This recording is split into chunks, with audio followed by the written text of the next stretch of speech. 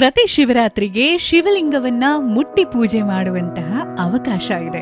ಇಲ್ಲಿರುವ ನಂದಿ ಸುಮಾರು 1,000 ವರ್ಷಗಳಷ್ಟು ಹಳೆಯದಿರಬಹುದು ಅನ್ನೋದು ಆರ್ಕಿಯಾಲಜಿ ಡಿಪಾರ್ಟ್ಮೆಂಟ್ನ ಊಹೆ. ಶಿವರಾತ್ರಿಯಂದು ಬರುವಂತಹ ಭಕ್ತಾದಿಗಳು ಅಲ್ಲೇ ಪಕ್ಕದಲ್ಲಿರುವಂತಹ ಒಂದು ಕೊಳದಲ್ಲಿ ಮಿಂದು ಶುಚಿರ್ಭೂತರಾಗಿ ಶಿವನಿಗೆ ಅಭಿಷೇಕವನ್ನ ಮಾಡುವಂತಹ ಅವಕಾಶ, ಹಾಗೆ ಆ ಕೊಳದಲ್ಲಿ ಸಾಕ್ಷಾತ್ ಗಂಗೆಯೇ ಹರಿಯುತ್ತಾಳೆ ಅನ್ನುವಂತಹ ಒಂದು ನಂಬಿಕೆ ಕೂಡ ಇದೆ. ಗುಪ್ತಗಾಮಿನಿಯಾಗಿ ಹರಿಯುವಂತಹ ಗಂಗೆ ಇಲ್ಲಿದ್ದಾಳೆ ಅನ್ನೋ ಕಾರಣಕ್ಕೆ ಗಂಗಾ ನಾಡು ಅನ್ನುವಂತಹ ಒಂದು ಹೆಸರೂ ಇದೆ ಇಲ್ಲಿ. ಹಾಗೆಯೇ ಇಲ್ಲಿರುವಂತಹ ಶಿವನಿಗೆ ಪೂಜೆ ಸಲ್ಲಿಸುವುದಕ್ಕೆ ಶಿವರಾತ್ರಿಯಂದು ಸಾವಿರಾರು ಭಕ್ತಾದಿಗಳು ಇಲ್ಲಿ ಸೇರ್ತಾರೆ. ಉಡುಪಿ ಜಿಲ್ಲೆಯ ಬೈಂದೂರು ತಾಲೂಕಿನಲ್ಲಿರುವಂತಹ ಗಂಗಾ ನಾಡು ಅನ್ನುವಂತಹ ಪ್ರದೇಶದಲ್ಲಿರುವ ವನಕೊಡ್ಲು ಶ್ರೀ ಮಹಾಲಿಂಗೇಶ್ವರ ದೇವಸ್ಥಾನದ ಬಗ್ಗೆ ನಾನು ಇವತ್ತಿನ ವಿಡಿಯೋದಲ್ಲಿ ನಿಮಗೆ ಹೇಳೋಕೆ ಹೊರಟಿದ್ದೀನಿ. ಸುತ್ತಮುತ್ತ ಎಲ್ಲೇ ನೋಡಿದ್ರೂ ಪಶ್ಚಿಮ ಘಟ್ಟಗಳ ಸಾಲು, ಹಾಗೆಯೇ ಅದರ ಮಡಿಲಲ್ಲಿ ರಾರಾಜಿಸ್ತಾ ಇರುವಂತಹ ಊರು ವನಕೊಡ್ಲು. ಆ ವನಕೊಡ್ಲುವಿನಲ್ಲಿ ಸುಮಾರು 1000 ವರ್ಷಗಳಷ್ಟು ಇತಿಹಾಸವಿರುವ ಮಹಾಲಿಂಗೇಶ್ವರನನ್ನ ಪೂಜಿಸ್ತಾರೆ. ಹಾಗೆ ಅಲ್ಲಿ ಮಹಿಷಮರ್ದಿನಿ ಹಾಗೂ ಗಣಪತಿ ದೇವರನ್ನ ಕೂಡ ನೀವು ಕಾಣಬಹುದು. ನೀವು ಬೈಂದೂರಿನಿಂದ ಹೊರಟ್ರೆ ಸುಮಾರು 13 ನಿಮಿಷ ಅಂದ್ರೆ ಅಂದಾಜು 8 ಕಿಲೋಮೀಟರ್ನಷ್ಟು ದೂರ ಕ್ರಮಿಸಿದ್ರೆ ಗಂಗಾನಾಡು ಶ್ರೀ ಮಹಾಲಿಂಗೇಶ್ವರ ಶ್ರೀ ಮಹಿಷಮರ್ದಿನಿ ದೇವಸ್ಥಾನ ವನಕೊಡ್ಲು ಇಲ್ಲಿ ತಲುಪ್ತೀರಾ. ಹಾಗೆ ವಿಶೇಷವಾಗಿ ಶಿವರಾತ್ರಿಯಂದು ದೇವಸ್ಥಾನವನ್ನ ನೋಡೋದಕ್ಕೆ 2 ಕಣ್ಣು ಸಾಲದು. ಅಲಂಕಾರ ಅಂತೂ ಅದ್ಭುತವಾಗಿರುತ್ತೆ. ಸ್ಥಳೀಯರೇ ಸೇರಿ ಮಾಡುವಂತಹ ಒಂದು ಅಲಂಕಾರ ಇದಾಗಿದೆ. ನೋಡಿ, ಇಲ್ಲಿ ಕಾಣಿಸ್ತಾ ಇರುವಂತಹ ಈ ಒಂದು ಕೆರೆಯಲ್ಲಿ ಮಿಂದು ಶುಚಿರ್ಭೂತರಾಗಿ ಮಹಾಲಿಂಗೇಶ್ವರನನ್ನ ಮುಟ್ಟಿ ಪೂಜೆ ಮಾಡುವಂತಹ ಅವಕಾಶ ಶಿವರಾತ್ರಿಯಂದು ಸಿಗುತ್ತೆ. ಈ ಒಂದು ಕೆರೆಯನ್ನ ಗಮನಿಸಿದಾಗ, ದೇವಸ್ಥಾನದ ಕಟ್ಟಡದ ಒಂದು ಮಾದರಿಯನ್ನ ಗಮನಿಸಿದಾಗ ಇತಿಹಾಸಕಾರರ ಪ್ರಕಾರ ಇದು ಇಕ್ಕೇರಿ ರಾಜಧಾನಿಯಾಗಿದ್ದಾಗ ಕೆಳದಿಯ ಅರಸರು ರಾಜ್ಯಭಾರ ಮಾಡ್ತಾ ಇದ್ದಂತಹ ಒಂದು ಕಾಲದಲ್ಲಿ ಕಟ್ಟಿಸಿದಂತಹ ದೇವಸ್ಥಾನ ಅನ್ನುವಂತಹ ಒಂದು ಊಹೆ ಇದೆ. ಹಾಗೆ ಇಲ್ಲಿ ಸಿಕ್ಕಿರುವಂತಹ ನಂದಿಯ ವಿಗ್ರಹ, ಹಾಗೆ ಇಲ್ಲಿರುವಂತಹ ನಾಗನ ಕಲ್ಲು, ಇವೆಲ್ಲವೂ ಇಲ್ಲಿ ಸಿಕ್ಕಿರುವಂತಹ ಕೆಲವೊಂದು ಕುರುಹುಗಳಾಗಿದ್ದು, ಇದು ಮೂಲತಃ ದೇವಿಯ ಒಂದು ಶಕ್ತಿ ಇರುವಂತಹ, ಅಂದ್ರೆ ಮಹಿಷಮರ್ದಿನಿ ದೇವಿಯ ವಿಗ್ರಹವೂ ಕೂಡ ಸಿಕ್ಕಿರುವುದರಿಂದ ಇಲ್ಲಿ ದೇವಿಯ ಒಂದು ಸನ್ನಿಧಾನ ಇದು ಅನ್ನುವಂತಹ ಒಂದು ಮಾತು ಕೂಡ ಇದೆ. ಹಾಗೆ ಮಹಾಲಿಂಗೇಶ್ವರನ ಪಕ್ಕದಲ್ಲೇ ಮಹಿಷ ಮರ್ದಿನಿಯನ್ನ ಕೂಡ ಪ್ರತಿಷ್ಠಾಪನೆ ಮಾಡಿದ್ದಾರೆ. ಈ ಕೊಳ ಅನ್ನುವಂಥದ್ದು ಗಂಗಾ ನದಿಯ ನೀರು, ಸಾಕ್ಷಾತ್ ಗಂಗೆಯೇ ಇಲ್ಲಿ ಹರಿಯುತ್ತಾಳೆ ಅನ್ನುವಂತಹ ಒಂದು ನಂಬಿಕೆ ಕೂಡ ಇಲ್ಲಿದೆ. ಹಾಗಾಗಿ ಗಂಗಾನಾಡು ಅನ್ನುವಂತಹ ಹೆಸರು ಇಲ್ಲಿಗೆ ಬಂದಿರಬಹುದು. ಕಾಶಿ ವಿಶ್ವನಾಥನಿಗೂ ಈ ಒಂದು ಮಂದಿರಕ್ಕೂ ಸಂಬಂಧ ಇದೆ ಅನ್ನುವಂತಹ ಒಂದು ಮಾತು ಕೂಡ ಇದೆ. ಗಂಗೆ ಇಲ್ಲಿ ಗುಪ್ತಗಾಮಿನಿಯಾಗಿ ಹರಿತಾಳೆ ಅಂತ ಕೂಡ ಹೇಳ್ತಾರೆ. ನೀವು ಒಳಗಡೆ ಪ್ರವೇಶಿಸ್ತಾ ಇದ್ದ ಹಾಗೆ ನಿಮಗೆ ಈ ನಂದಿಯ ವಿಗ್ರಹ ಕಾಣಿಸುತ್ತೆ. ಅದರ ಮೇಲಿರುವಂತಹ ಕೆತ್ತನೆಗಳಂತೂ ಬಲು ಅಪರೂಪ, ಹಾಗೆ ವಿಶೇಷವಾಗಿದೆ. ಇನ್ನು ಅದರ ಕೆತ್ತನೆಗಳ ಆಧಾರದ ಮೇಲೆ ಆರ್ಕಿಯಾಲಜಿ ಡಿಪಾರ್ಟ್ಮೆಂಟ್ನವರು ಹೇಳ್ತಾರೆ 1,000ಕ್ಕಿಂತಲೂ ಹೆಚ್ಚಿನ ವರ್ಷದ ಇತಿಹಾಸವನ್ನ ಈ ದೇವಸ್ಥಾನ ಹೊಂದಿದೆ ಅನ್ನುವಂಥದ್ದು.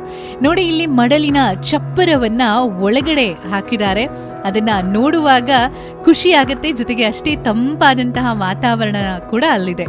ಪ್ರಕೃತಿಯ ಮಡಿಲಲ್ಲಿ ರಾರಾಜಿಸ್ತಾ ಇರುವಂತಹ ಶಿವನ ಸನ್ನಿಧಿ ಇದು. ಸುತ್ತಮುತ್ತ ಎಲ್ಲ ಕಡೆ ತುಂಬಿಕೊಂಡಿರೋದು ಕಾಡು, ಹಚ್ಚ ಹಸಿರು ಅಂತ ಹೇಳ್ಬೋದು. ಅಲ್ಲಲ್ಲಿ ಒಂದಿಷ್ಟು ಮನೆಗಳು ಕಾಣಿಸುತ್ತೆ. ಸಾಮಾನ್ಯವಾಗಿ ಶಿವರಾತ್ರಿ ಬಂತು ಅಂತ ಹೇಳಿದ್ರೆ ಊರಿನವರೆಲ್ಲ ಸೇರಿ ಅವರೇ ಒಂದಿಷ್ಟು ಗುಂಪುಗಳನ್ನ ಮಾಡಿಕೊಂಡು ಈ ದೇವಸ್ಥಾನದ ಅಲಂಕಾರವನ್ನ ಮಾಡ್ತಾರೆ. ಹಾಗೆ ಮುಟ್ಟಿ ಪೂಜೆ ಮಾಡೋದಕ್ಕೆ ಅಂತಲೇನೆ ಬಹಳಷ್ಟು ಭಕ್ತಾದಿಗಳು ಇಲ್ಲಿ ಪ್ರತಿ ವರ್ಷ ಮಹಾಶಿವರಾತ್ರಿ ಎಂದು ಬರ್ತಾರೆ. ನಾನು ಕೂಡ ಈ ಸಲ 2ನೇ ಬಾರಿ ಶಿವಲಿಂಗವನ್ನ ಮುಟ್ಟೆ ಪೂಜೆ ಮಾಡುವಂತಹ ಒಂದು ಅವಕಾಶವನ್ನ ಪಡ್ಕೊಂಡೆ. ನೀವು ಗಂಗಾ ಜಲದ ಅಭಿಷೇಕವನ್ನ ಮಾಡಬಹುದು, ಅಂದ್ರೆ ನೀರಿನ ಅಭಿಷೇಕವನ್ನ ಮಾಡಬಹುದು, ಹಾಗೆ ಹಾಲಿನ ಅಭಿಷೇಕವನ್ನ ಕೂಡ ಮಾಡಬಹುದು. ಕೆಲವರು ಮನೆಯಿಂದಲೇ ಬರುವಾಗ ಅದನ್ನ ತಗೊಂಡು ಬಂದು ಇಲ್ಲಿ ಅಭಿಷೇಕವನ್ನ ಕೂಡ ಮಾಡೋದು ಇದೆ. ಹಾಗೆ ಈ ಮುಟ್ಟಿ ಪೂಜೆ ಮಾಡುವಂತಹ ಅವಕಾಶ ನಿಮಗೆ ಗೊತ್ತಿದೆ, ಕೆಲವು ಕಡೆಗಳಲ್ಲಿ ಮಾತ್ರ ಸಿಗುವಂಥದ್ದು. ಅಂತಹ ಒಂದು ಅದ್ಭುತ ಅವಕಾಶವನ್ನ ಯಾರು ಕೂಡ ಸಾಮಾನ್ಯವಾಗಿ ಶಿವರಾತ್ರಿಯನ್ನು ಮಿಸ್ ಮಾಡ್ಕೊಳ್ಳೋದಿಲ್ಲ. ಈಗೆಲ್ಲ ಹೋಗೋದಕ್ಕೆ ಬಸ್ಸು, ವೆಹಿಕಲ್ ಅಂತ ಇದೆ. ಆದರೆ ನಾನು ನಮ್ಮ ಅಜ್ಜಿಯ ಕಾಲದಿಂದ ಕೇಳ್ಪಟ್ಟಿರೋ ಪ್ರಕಾರ ಸುಮಾರು ಮೈಲುಗಟ್ಟಲೆ ದೂರ ನಡೆದುಕೊಂಡು ಹೋಗ್ತಾ ಇದ್ರು ಅಭಿಷೇಕ ಮಾಡೋದಕ್ಕೆ. ನೋಡಿ, ಇಲ್ಲಿ ನಿಮಗೆ ಕಾಣಿಸ್ತಾ ಇರುವಂತಹ ದಂಪತಿಗಳು ಈ ದೇವಸ್ಥಾನವನ್ನ ಜೀರ್ಣಾಭಿವೃದ್ಧಿ ಮಾಡಿದವರು. ಎರ್ತರೆ ರಾಜಮೋಹನ್ ಶೆಟ್ಟಿ ಹಾಗೆ ಅವರ ಧರ್ಮಪತ್ನಿ ಇವರಿಬ್ಬರು ಮಂಗಳೂರಲ್ಲಿ ನೆಲೆಸಿರೋದು. ಆದರೆ ಪ್ರತಿ ಒಂದು ಕೆಲಸ ಕಾರ್ಯಗಳನ್ನು ಮಂಗಳೂರಲ್ಲಿ ಇದ್ದುಕೊಂಡೇ ದೂರದ ಬೈಂದೂರಿಗೆ ಆಗಮಿಸಿ ಅಲ್ಲಿಯೇ ಎಲ್ಲ ಕೆಲಸ ಕಾರ್ಯಗಳನ್ನು ಮುತುವರ್ಜಿಯಿಂದ ಮಾಡ್ತಾ ಬಂದಿರುವವರು. ಈ ದೇವಸ್ಥಾನ ಈ ರೀತಿಯಾದಂತಹ ಜೀರ್ಣಾಭಿವೃದ್ಧಿಯನ್ನು ಕಾಣೋದಕ್ಕೆ ಪ್ರಮುಖ ಕಾರಣೀಕರ್ತರು ಶ್ರೀಯುತ ಡಾಕ್ಟರ್ ರಾಜಮೋಹನ್ ಶೆಟ್ಟಿ ಎರ್ತರೆ. ಕೆಳದಿ ಸಂಸ್ಥಾನದವರು 800 ವರ್ಷದ ಹಿಂದೆ ಕಟ್ಟಿಸಿದ ದೇವಸ್ಥಾನ ಅಂತ ಪ್ರಶ್ನೆಯಲ್ಲಿ ಮೂಡಿ ಬಂದದ್ದು. ನಮಗೆ ಯಾವ ರೀತಿಯೂ ಶಿಲಾಶಾಸನ ಏನಿಲ್ಲ. ಬಟ್ ದೇವಸ್ಥಾನದ ಮೊದಲಿನ ಶಿಲ್ಪಕಲೆ, ವಾಸ್ತು ಮತ್ತು ಅವರು ಆಕ್ಚುಲಿ ಕೆಳದಿ ಸಂಸ್ಥಾನದವರ ರಾಜಧಾನಿ ಸಾಗರ ಹತ್ತಿರ ಇಕ್ಕೇರಿ ಆಗಿತ್ತಂತೆ. ಇಕ್ಕೇರಿಯಿಂದ ಅವರು ಕೆಳಗೆ ಬರುವಾಗ ಈ ದೇವಸ್ಥಾನದ ಹತ್ತಿರ ನಿಂತು ಇಲ್ಲಿ ಪೂಜೆಯಾಗಿ ಮುಂದುವರಿತಿದ್ರು ಅಂತ ಹೇಳ್ತಾರೆ. ಅವರು ಕಟ್ಟಿಸಿದ ದೇವಸ್ಥಾನ. ನೀವು ಇಕ್ಕೇರಿಯಲ್ಲಿ ಒಂದು ಈಶ್ವರ ದೇವಸ್ಥಾನ ಉಂಟು. ಅದರ ವಾಸ್ತು ನಮ್ಮಲ್ಲಿರುವ ವಾಸ್ತು, ಮೊದಲಿನ ದೇವಸ್ಥಾನದ ವಾಸ್ತು ಆಲ್ಮೋಸ್ಟ್ ಸಿಮಿಲರ್. ಮತ್ತೆ ನೀವು ಕೆರೆ ನೋಡಿದ್ರು, ಇಲ್ಲಿ 2 ಕೆರೆ, ಒಂದು ದೊಡ್ಡ ಕೆರೆ, ಒಂದು ಚಿಕ್ಕ ಕೆರೆ. ಯಾವುದೇ ಇಕ್ಕೇರಿಯ ಕೆಳದಿಯವರು ಕಟ್ಟಿಸಿದ ಎಲ್ಲ ದೇವಸ್ಥಾನಗಳಲ್ಲಿ ಈ ವಾಸ್ತುಶಿಲ್ಪವನ್ನು ಫಾಲೋ ಮಾಡ್ತಾರೆ. ಮತ್ತೆ ನೀವು ಇಕ್ಕೇರಿ ದೇವಸ್ಥಾನದ ನಂದಿ, ನಮ್ಮ ದೇವಸ್ಥಾನದ ನಂದಿ ತುಂಬಾ ಸಿಮಿಲಾರಿಟೀಸ್ ಉಂಟು. ಹಾಗೆ ನಂದಿಯನ್ನ ನೋಡಿದಾಗ, ಅದರ ಮೇಲಿರುವಂತಹ ಒಂದು ಕೆತ್ತನೆಗಳನ್ನ ನೋಡಿದಾಗ ಎಷ್ಟು ವರ್ಷಗಳ ಇತಿಹಾಸ ಇರ್ತಿರ್ಬೋದು? ಕೆಳದಿಯವರ ಲೆಕ್ಕ ತಕೊಂಡ್ರೆ ಒಂದು 700-800 ಇಯರ್ಸ್ ಆಗಿರ್ಬೋದು. ಬಟ್ ಆರ್ಕಿಯಾಲಜಿಕಲ್ ಸರ್ವೆ ಡಿಪಾರ್ಟ್ಮೆಂಟ್ ಅವರು ಹೇಳ್ತಾರೆ ಇದು ಆಲ್ಮೋಸ್ಟ್ 1000 ಇಯರ್ಸ್ ಓಲ್ಡ್ ನಂದಿ ಅಂತ. ಇವನ್ ನಮ್ಮಲ್ಲಿ ಮೊದಲು ಮಹಿಷಮರ್ದಿನಿ ಮೂರ್ತಿ ಇತ್ತು, ಗಣಪತಿ ಮೂರ್ತಿ ಇತ್ತು. ಅದು ಸಾಧಾರಣ 8, 9, 10ನೇ ಶತಮಾನದ ಮೂರ್ತಿಗಳು. ಏನ್ ಹೇಳ್ತಾರಂದ್ರೆ ಈ ಟೈಪಿನ ಮೂರ್ತಿಗಳಿದ್ದ ಜಾಗ ಒಂದು ಟೈಮಲ್ಲಿ ಭಾರಿ ಇಂಪ್ರೂವ್ಡ್ ಪ್ಲೇಸ್ ಆಗಿತ್ತು, ಒಂದು ಸೆಂಟರ್ ಆಗಿತ್ತು. ಈಗ ಕಾಲ ನಂತರ ಅದು ಬದಲಾವಣೆಗಳನ್ನು ಮತ್ತೆ ಐತಿಹಾಸಿಕವಾದಂತಹ ಯಾವ ಕುರುಹುಗಳು ಇಲ್ಲಿ ಕಾಣೋದಕ್ಕೆ ಸಿಗುತ್ತೆ? ನಾಗಬನದಲ್ಲಿನ ಒಂದು ವಿಶೇಷತೆ ಬಗ್ಗೆ. ನಾಗಬನದಲ್ಲಿ ಅಲ್ಲಿ ಒಂದು ವಿಶೇಷ ಕಲ್ಲುಂಟು, ಅದಕ್ಕೆ ಪಾತಾಳ ನಾಗ ಅಂತ ಕರೀತಾರೆ. ಆ ನಾಗ ಹೇಗಂದ್ರೆ 2 ಜಡೆ ಮೇಲೆ 1 ಜಡೆ ಕೆಳಗೆ. ಇದು ಭಾರಿ ಅಪರೂಪದ ನಾಗ ಕಲ್ಲುಗಳು. ಇದು ತುಂಬಾ ಹಿಂದಿನದಂತ ಹೇಳ್ತಾರೆ. ಮತ್ತೆ ನಮ್ಮ ಕೆರೆ ನೋಡಿದ್ರೆ, ಕೆರೆ ಅಡಿಯಲ್ಲಿ ಕಪ್ಪು ಕಲ್ಲಲ್ಲಿ ಕಟ್ಟಿದ್ದಾರೆ. ಮಧ್ಯದಲ್ಲಿ ಒಂದು ಬಾವಿ ಉಂಟು. ಈ ಕೆರೆ ಪಾವಿತ್ರ್ಯವನ್ನು ನಮ್ಮ ಪ್ರಶ್ನೆಯವರು ಸಾಧಾರಣ ಮುಜುಂಗಾವು ದೇವಸ್ಥಾನದ ಕೆರೆಗೆ ಕಂಪೇರ್ ಮಾಡಿದ್ದಾರೆ, ಅಷ್ಟೇ ಪವಿತ್ರ ಅಂತ. ಇನ್ನೊಂದು ಏನು ಹೇಳ್ತಾರೆ ಅಂದ್ರೆ, ಗಂಗಾ ನದಿ ಗುಪ್ತಗಾಮಿನಿಯಾಗಿ ಹರಿತಾಳೆ. ಈ ಕೆರೆಗೆ ಗಂಗಾ ನದಿ ಕನೆಕ್ಷನ್ ಗಂಗಾ ನಾಡು ಅನ್ನುವಂತ ಹೆಸರು, ಅದರಿಂದಾಗಿ ಗಂಗಾ ನಾಡು ಅಂತ ಹೆಸರು ಬಂದಿದೆ. ಈ ದಿನ ಕೆರೆಯಲ್ಲಿ ಸ್ನಾನ ಮಾಡಿ ಈಶ್ವರನ ಮುಟ್ಟಿ ಪೂಜೆ ಮಾಡಿದ್ರೆ, ಕಾಶಿ ವಿಶ್ವನಾಥನ ಮುಟ್ಟಿ ಪೂಜೆ ಮಾಡಿದಷ್ಟೇ ಒಂದು ಫಲ ಸಿಗ್ತದೆ ಅಂತ ಒಂದು ಜನರ ನಂಬಿಕೆ, ಪ್ರತೀತಿ. ಆದ್ರೆ ಪ್ಲೇಸ್ ಅನ್ನುವಂಥದ್ದು ಪೂರ್ತಿ ಬೆಟ್ಟಗಳಿಂದ ಸುತ್ತುವರೆದಿದೆ ಅಲ್ವಾ? ಮೊಬೈಲ್ ಕನೆಕ್ಷನ್ ಇಲ್ಲ. ಸೊ ನಮ್ಗೆ ಈಶ್ವರ ಒಂದೇ ಕಲೆಕ್ಷನ್, ಬೇರೆ ಏನು ಕನೆಕ್ಷನ್. ಇಲ್ಲಿ ಈಶ್ವರನ ಲಿಂಗ ಜೊತೆಗೆ ನಂದಿ, ಮತ್ತೆ ಬೇರೆ ಬೇರೆ ಯಾವ ಒಂದು ದೇವಸ್ಥಾನ ಹಿಂದ್ಗಡೆ ಕಾಣಿಸ್ತಾ ಇದೆ ನಮ್ಮ ಹಿಂದ್ಗಡೆ? ಒಂದು ಗಣಪತಿ, ಪಾರ್ವತಿ ಮತ್ತೆ ಮಹಿಷಮರ್ದಿನಿ. ಗಣಪತಿ ಮೊದಲು ಗರ್ಭಗುಡಿಯ ಒಳಗೆ ಇತ್ತು. ಒಳಗೆ ಅಂದ್ರೆ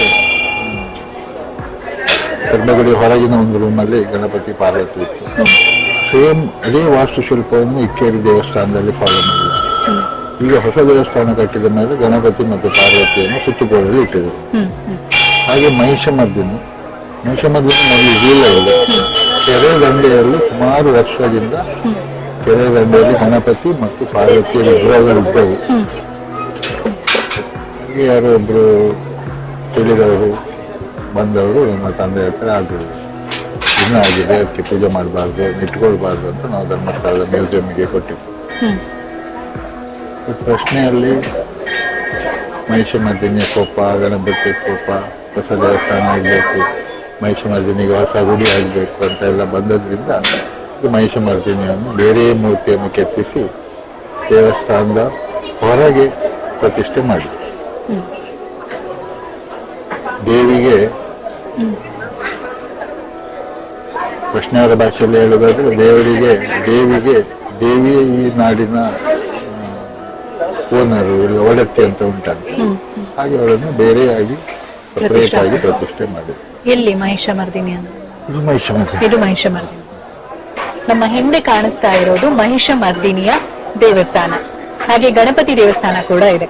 ಇನ್ನೊಂದು ನಾನು ಇಲ್ಲಿ ವಿಶೇಷವಾಗಿ ಗಮನಿಸಿದ್ದು, ಇಲ್ಲಿ ದೇವಸ್ಥಾನದ ಸುತ್ತಲೂ ಮಾಡಿರುವಂತಹ ಒಂದು ಚಪ್ಪರದಲ್ಲಿ ಇಲ್ಲಿನ ಒಂದು ಕುಂದಾಪುರದ ಆಡು ಭಾಷೆಯಲ್ಲಿ ನ್ಯಾಮರ ಅಂತ ಹೇಳ್ತಾರೆ.